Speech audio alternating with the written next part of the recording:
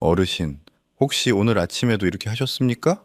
전기포트에 물을 팔팔 끓이고 그 김이 모락모락 나는 뜨거운 물에 꿀을 한 스푼 넣어서 후후 불어가며 드셨습니까? 그렇다면은 지금 당장 이 영상을 멈추지 마십시오. 왜냐하면은 그 따뜻한 꿀물 한 잔이 사실은 매일 아침 어르신의 콩팥을 조용히 망가뜨리고 있었기 때문입니다.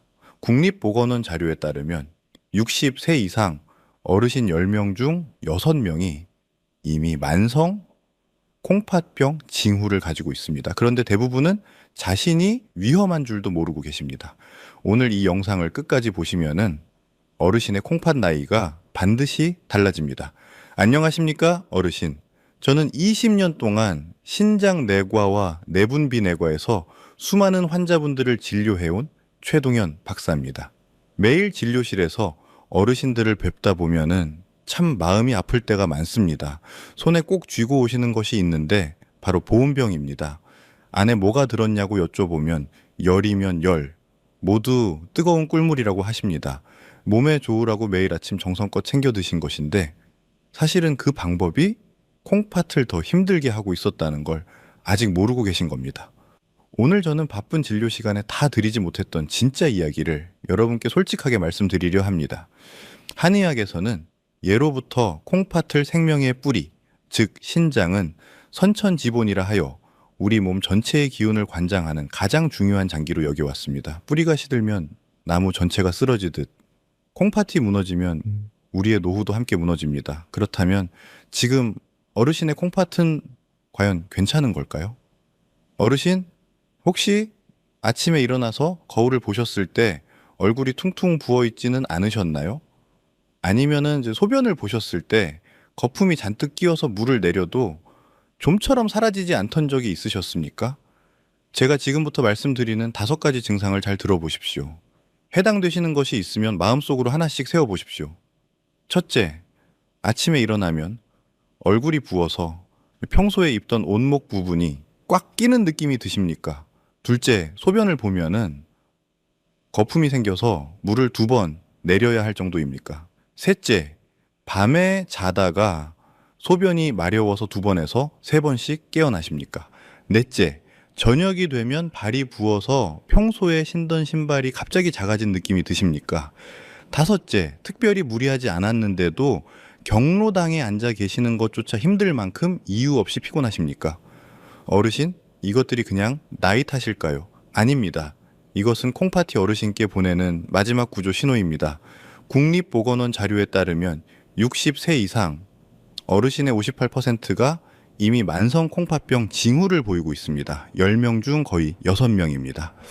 콩팥은 우리 몸의 정수기 필터와 같습니다. 60년, 70년 동안 단 한 번도 쉬지 않고 피를 걸러내온 그 필터가 지금 찌꺼기로 가득 차서 막히기 직전인 것입니다. 지금 해당되시는 증상이 몇 가지나 되십니까? 댓글에 숫자로 남겨주시면 제가 더 자세히 설명해 드리겠습니다. 네. 그런데 많은 분들이 이 신호를 그냥 나이 탓으로 넘기십니다. 바로 그 순간이 가장 위험합니다. 왜 60이 넘으면 콩팥이 이렇게 급격히 나빠지는 것인지 그 진짜 이유를 지금부터 말씀드리겠습니다. 제가 진료실에서 직접 겪은 일을 하나 말씀드리겠습니다. 충청남도에 사시는 김 여사님, 올해 68살이십니다. 매일 아침 동네 재래시장에 직접 장을 보러 다니실 만큼 정정하셨던 분입니다. 그런데 어느 날 갑자기 온몸이 부어오르고 숨이 차서 응급실에 실려 오셨습니다. 검사 결과는 만성 콩팥병 3기였습니다. 김 여사님은 눈물을 흘리시며 이렇게 말씀하셨습니다. 선생님, 저는 술도 담배도 안 했는데 왜 이렇게 됐습니까? 저도 그 말씀이 너무 마음이 아팠습니다. 어르신, 사실 콩팥은 나이가 들면서 아주 조용히 그리고 아주 빠르게 나빠집니다. 의학적으로 설명해 드리겠습니다. 우리 콩팥 안에는 사구체라는 아주 작은 역과 장치가 양쪽 합쳐서 약 200만 개가 들어 있습니다. 이 사구체가 하루에 무려 200리터의 피를 걸러냅니다. 그런데 40살이 넘으면 10년마다 사구체 역과 기능이 평균 8ml씩 줄어든다는 연구 결과가 있습니다. 60이 되면 이미 30대 절반 수준으로 떨어져 있는 것입니다. 네. 여기에 우리 한국 어르신들만의 특별한 위험 요소가 하나 더 있습니다. 바로 평생 김치와 된장찌개, 젓갈처럼 짠 음식을 드셔온 것입니다. 나트륨이 몸에 들어오면 이 콩팥은 이 나트륨을 걸러내기 위해 쉬지 않고 일해야 합니다. 평생 짠 음식을 드셔온 어르신들의 콩팥은 남들보다 몇 배나 더 혹독하게 일해온 셈입니다. 한의학에서도 이를 이렇게 설명합니다. 신양허, 즉 콩팥의 양기가 부족해지면 몸 안의 기혈 순환이 느려지고 노폐물이 제대로 배출되지 않습니다. 이것이 바로 어르신들의 발이 저녁마다 부어오르고 아침마다 얼굴이 푸석해지는 진짜 이유입니다. 어르신, 하루에 물을 몇 잔이나 드시는지 생각해 보신 적 있으십니까? 우리 몸이 보내는 신호를 무시하지 마십시오. 그렇다면 이미 지쳐버린 우리 콩팥, 어떻게 하면 다시 살릴 수 있을까요? 바로 주방에 답이 있습니다. 어르신, 여기서 잠깐 여쭤보겠습니다. 혹시 주변에서 이런 말씀을 들어보신 적 있으십니까? 신장이 안 좋으면 단 것을 피해야 한다고요. 맞습니다. 저도 진료실에서 그렇게 말씀드린 적이 있습니다. 그런데 오늘 이 시간 이후로 그 생각은 절반만 맞는 이야기라는 것을 아시게 될 겁니다. 왜냐하면은 우리가 경계해야 할 것은 설탕이지 천연 꿀이 아니기 때문입니다. 쉽게 설명해 드리겠습니다. 우리가 흔히 먹는 흰 설탕은 사탕수수에서 오직 단맛만을 화학적으로 뽑아낸 죽은 결정체입니다. 이 설탕이 몸에 들어오면 혈액이 끈적끈적해지면서 콩팥의 가느다란 혈관벽에 상처를 내고 염증을 일으킵니다. 이것이 바로 당뇨병성 신장 질환의 시작입니다. 마치 공장 폐수를 정수기 필터에 들이붓는 것과 같습니다. 하지만 천연꿀은 전혀 다릅니다. 꿀은 꽃과 벌이 함께 만들어낸 살아있는 생명체입니다. 여기에는 설탕에는 절대 없는 180여 가지의 살아있는 효소와 비타민, 미네랄이 들어 있습니다. 이 성분들이 우리 콩팥에 들어가면 세 가지 놀라운 작용을 합니다. 첫 번째는 염증을 없애는 것입니다. 꿀에 들어있는 플라보노이드와 프로폴리스 성분은 굳어가는 사고체 혈관벽 염증을 줄여주고 조직이 딱딱하게 굳는 것을 막아줍니다. 2021년에 발표된 연구에 따르면 꿀의 항산화 효소가 신장세포의 산화 스트레스를 현저히 줄여준다는 것이 확인되었습니다. 두 번째는 콩팥 안을 청소하는 것입니다. 꿀 속의 글루코스, 산화 효소라는 성분은 우리 몸속에서 천연 과산화수소를 만들어냅니다. 이것이 요로와 방광에 있는 나쁜 세균들을 억제하고 염증을 씻어내는 천연 세정제 역할을 하는 것입니다. 병원에서 상처를 소독할 때 쓰는 원리와 비슷하지만 훨씬 안전하고 자연스러운 방식입니다. 세 번째는 콩팥에게 휴식을 주는 것입니다. 우리가 밥이나 고기를 먹으면 소화 과정에서 암모니아나 요산 같은 독소가 많이 발생합니다. 콩팥은 이 독소를 처리하느라 밤낮으로 중노동을 합니다. 하지만 꿀은 이미 벌들이 한번 소화해 놓은 단당류 형태라서 위장과 간을 거치지 않고 곧바로 에너지로 쓰입니다. 찌꺼기를 거의 남기지 않으니 지친 콩팥에게 오늘은 좀 쉬어라 하고 휴가를 주는 것과 같습니다. 한의학에서도 꿀, 즉 복밀은 조선시대부터 신장의 양기를 보충하고 기혈 순환을 돕는 귀한 보약으로 써왔습니다. 현대의학과 전통 한의학이 같은 결론에 도달한 것입니다. 어르신, 지금 댁에 꿀이 있으십니까? 어떤 꿀을 드시고 계신지 댓글로 알려주시면 제가 좋은 꿀 고르는 법도 따로 알려드리겠습니다. 그런데 문제는 꿀 자체가 아닙니다. 문제는 바로 온도입니다. 지금부터가 오늘 영상의 핵심입니다. 자, 첫 번째 이유입니다. 어르신, 잠깐 눈을 감고 오늘 아침을 떠올려 보십시오. 새벽 찬 공기 속에 일어나셔서 전기포트 버튼을 누르셨죠. 보글보글 끓는 소리가 나고 김이 모락모락 피어오르면 그 뜨거운 물을 컵에 따르고 꿀을 한 스푼 넣으셨습니다. 속이 따뜻해지라고 오늘 하루도 건강하라고 정성껏 저어서 드셨습니다. 우리 어르신들이 수십 년째 해오신 아침 습관입니다. 그런데 어르신, 죄송하지만 솔직하게 말씀드려야 하겠습니다. 그 순간 어르신은 꿀물을 드신 것이 아닙니다. 비싼 돈을 주고 사신 천연 꿀을 그냥 설탕물로 만들어서 드신 것입니다. 이게 무슨 말이냐고 하실 수 있습니다. 하지만 이것은 명백한 과학적 사실입니다. 예. 꿀 속에 들어있는 그 소중한 효소와 항산화 성분들은 열에 굉장히 민감합니다. 연구에 따르면 꿀 속의 효소는 온도가 60도만 넘어가도 구조가 변형되기 시작합니다. 그리고 팔팔 끓는 물인 100도에 닿는 순간 거의 전부 파괴되어 버립니다. 살아있는 벌들이 수천 번 날갯짓을 하며 모아온 그 귀한 생명력이 뜨거운 물 한 잔에 허무하게 사라지는 것입니다. 마치 최상품 인삼을 사다가 너무 센 불에 오래 끓여서 영양소를 다 날려버리는 것과 똑같습니다. 돈만 쓰고 몸에는 아무 도움이 안 되는 것입니다. 더 무서운 것은 그 다음입니다. 영양소가 다 파괴된 꿀물은 우리 몸에 들어와서 단순한 당분 덩어리로 인식됩니다. 우리 몸은 이것을 빠르게 처리하기 위해 인슐린을 과도하게 분비하고 혈당을 급격하게 올립니다. 콩팥은 쉴 틈도 없이 이 넘쳐나는 당분을 걸러내느라 또다시 중노동을 해야 합니다. 콩팥을 쉬게 해주려고 마신 꿀물이 오히려 콩팥을 더 혹사시키는 독이 되어버린 것입니다. 불이 난 집에 물을 뿌리는 것이 아니라 기름을 붓는 것과 같습니다. 그렇다면 도대체 몇 도의 물에 타야 할까요? 정답은 바로 40도입니다. 여름철 목욕탕 탕 안에 들어갔을 때 뜨겁지 않고 포근하다고 느껴지는 그 온도입니다. 손가락을 담갔을 때 따뜻하고 편안하다고 느껴지는 정도면 딱 맞습니다. 이 온도에서 꿀은 가장 잘 녹으면서도 그 안에 있는 수백 가지 효소가 온전히 살아 숨쉽니다. 어르신, 오늘 아침에도 뜨거운 물에 꿀을 타셨습니까? 솔직하게 댓글로 알려주십시오. 부끄러우실 것 없습니다. 오늘 이후로 바꾸시면 됩니다. 온도 문제를 해결했다면 이제 두 번째 이유입니다. 꿀의 효과를 10배로 높여주는 단 하나의 재료가 있습니다. 단돈 1,000원이면은 구할 수 있는 이 재료가 무엇인지 지금 바로 공개하겠습니다.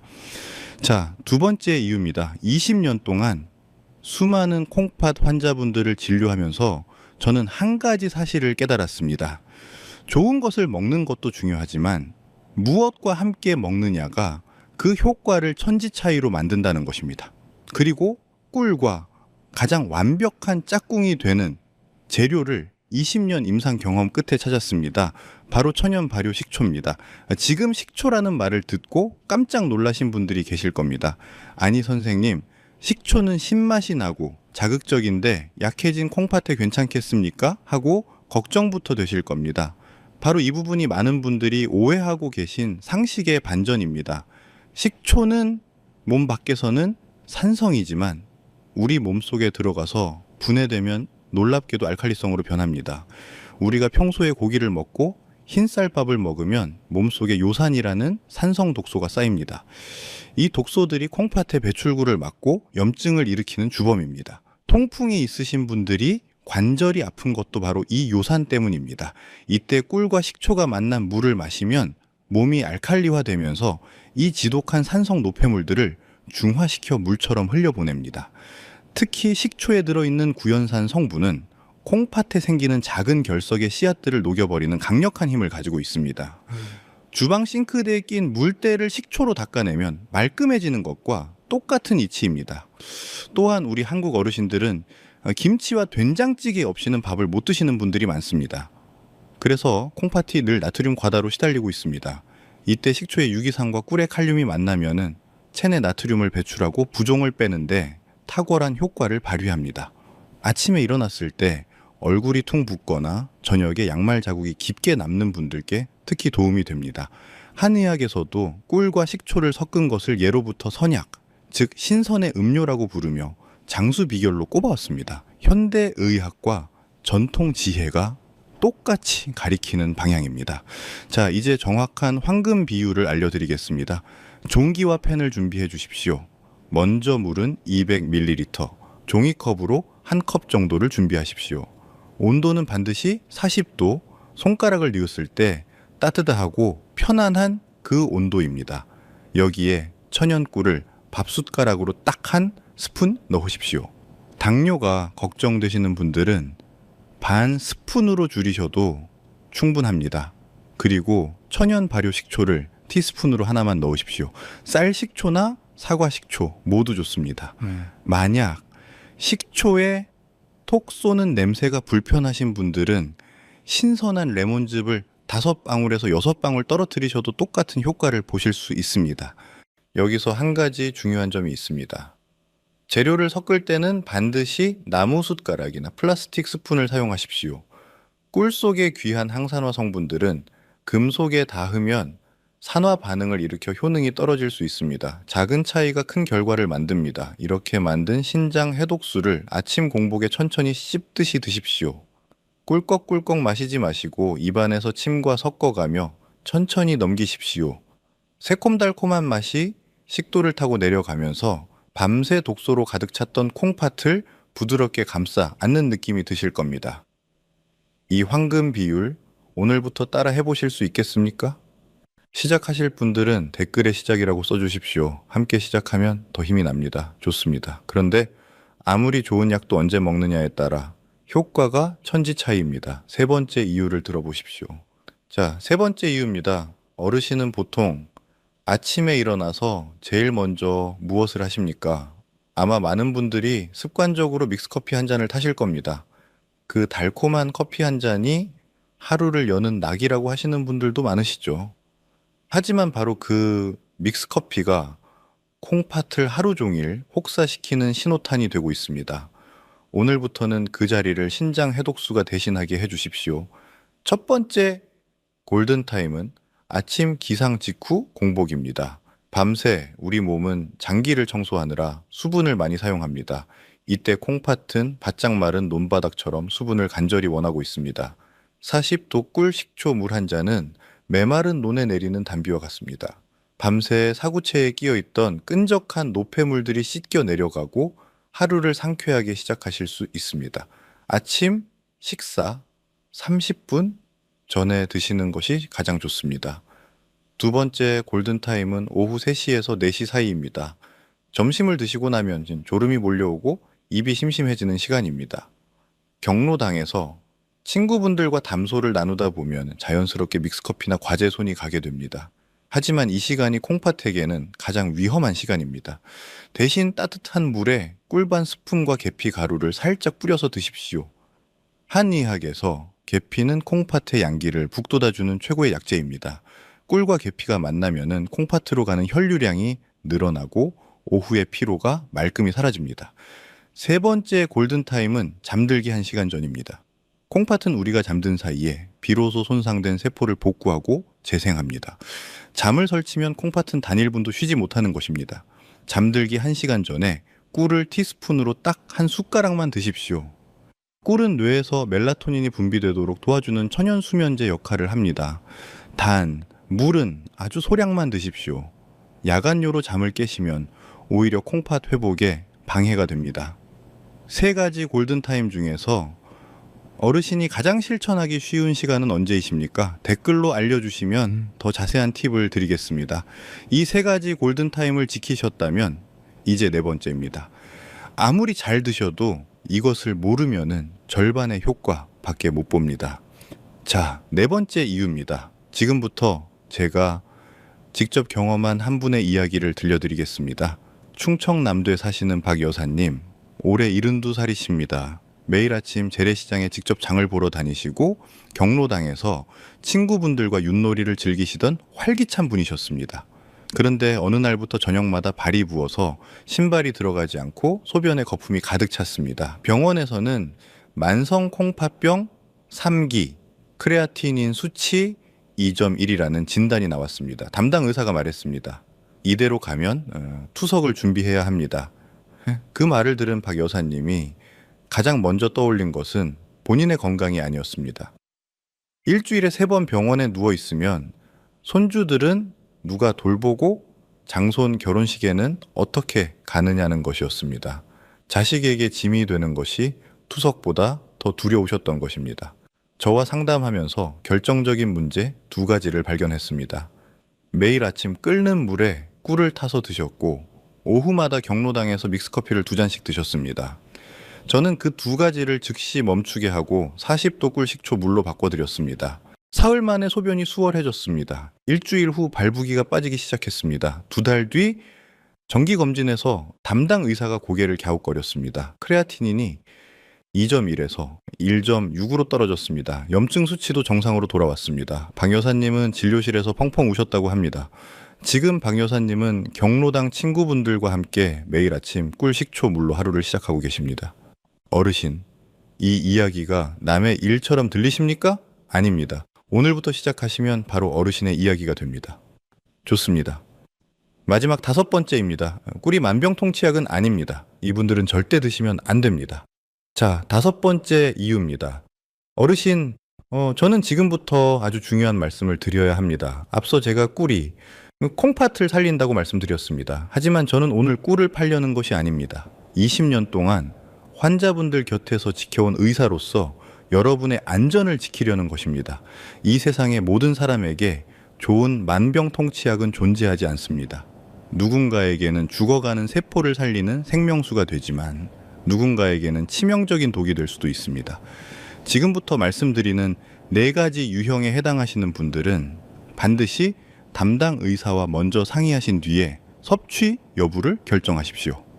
첫째, 만성 콩팥병 4기 이상이신 분들, 즉 현재 투석을 받고 계시거나 투석 직전 단계에 계신 분들입니다. 꿀에는 칼륨이 들어 있습니다. 건강한 분들에게는 나트륨을 배출하는 이로운 성분이지만 콩팥 기능이 15% 미만으로 떨어진 분들은 칼륨을 몸 밖으로 내보내는 능력이 거의 없습니다. 이 경우 칼륨이 몸에 쌓여 심장 박동을 불규칙하게 만드는 고칼륨 혈증을 유발할 수 있습니다. 크레아티닌 수치가 3.0 이상이신 분들은 반드시 주치의 선생님께 먼저 여쭤보십시오. 둘째, 당뇨 조절이 전혀 안 되시는 분들입니다. 꿀이 설탕보다 혈당을 천천히 올리고 인슐린 저항성을 개선하는 것은 사실입니다. 하지만 결국 꿀도 당분입니다. 식후 혈당이 200이 넘어가거나 당화혈색소 수치가 높은 분들이 꿀을 수시로 드시면 불난집에 기름을 붓는 격이 됩니다. 이런 분들은 먼저 식단으로 이 혈당을 어느 정도 안정시킨 뒤 하루에 티스푼 하나 정도로 아주 소량만 드시되 반드시 채소나 현미밥 같은 식이섬유와 함께 드셔서 당 흡수 속도를 늦추십시오. 셋째, 돌전 어린 아기들입니다. 혹시 손주가 감기에 걸렸다고 꿀물을 타 먹이려는 할머니, 할아버지 분들이 계십니까? 절대 안 됩니다. 천연 꿀에는 보툴리누스균이라는 포자가 들어있을 수 있는데 어른들은 위산이 강해서 괜찮지만 장 기능이 미성숙한 아기들에게는 치명적인 식중독을 일으켜 호흡 곤란이나 마비를 유발할 수 있습니다. 사랑하는 손주를 위하신다면 꿀은 반드시 돌이 지난 뒤에 주십시오. 넷째, 꽃가루나 벌침, 알레르기가 심한 분들입니다. 꿀을 드시고 나서 목이 간질간질하거나 입술이 부어오른다면 즉시 섭취를 중단하십시오. 처음 드시는 분이라면 손등에 한 방울 발라보고 반응을 살핀 뒤에 드시는 것이 지혜로운 방법입니다. 혹시 본인이 이 4가지 중에 해당되십니까? 댓글로 알려주시면 제가 개인 상황에 맞는 추가 정보를 드리겠습니다.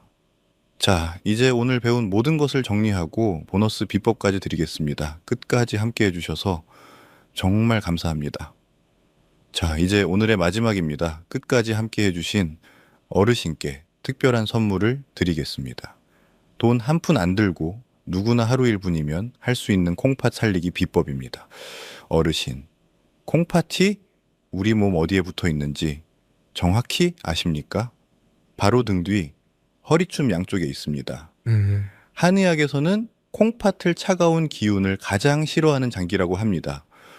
콩팥이 차가워지면 기혈순환이 멈추고 노폐물이 돌처럼 굳어버립니다.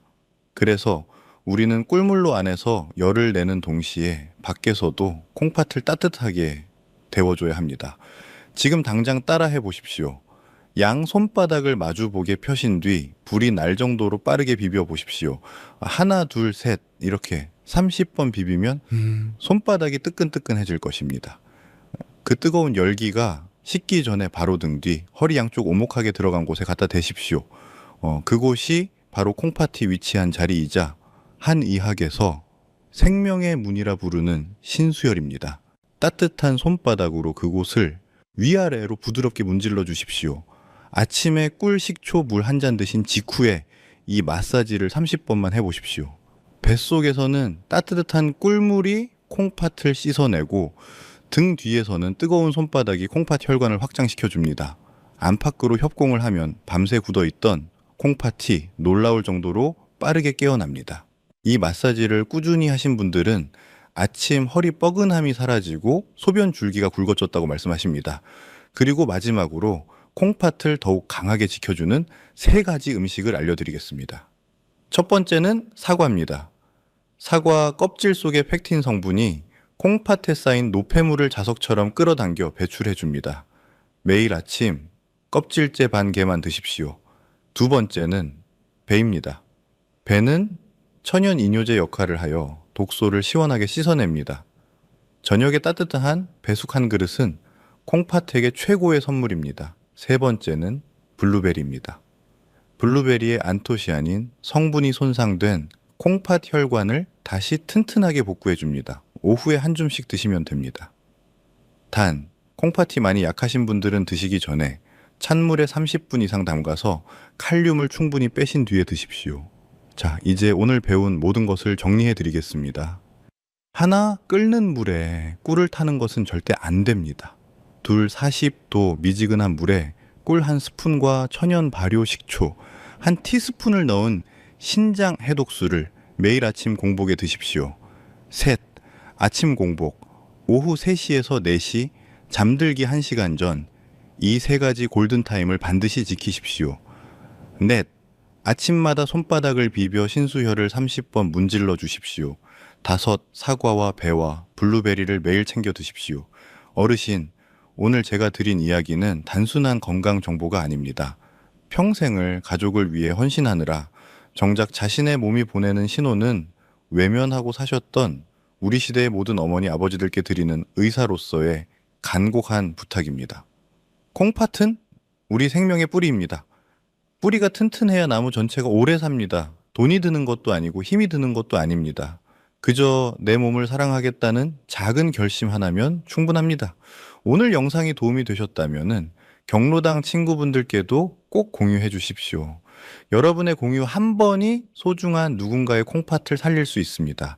댓글에 숫자 2를 남겨주시면 더 많은 어르신들께 이 영상이 전달됩니다. 구독 버튼을 눌러주시면 다음에도 어르신의 건강을 지키는 귀한 정보를 가장 먼저 받아보실 수 있습니다. 늘 건강하고 행복하십시오. 감사합니다.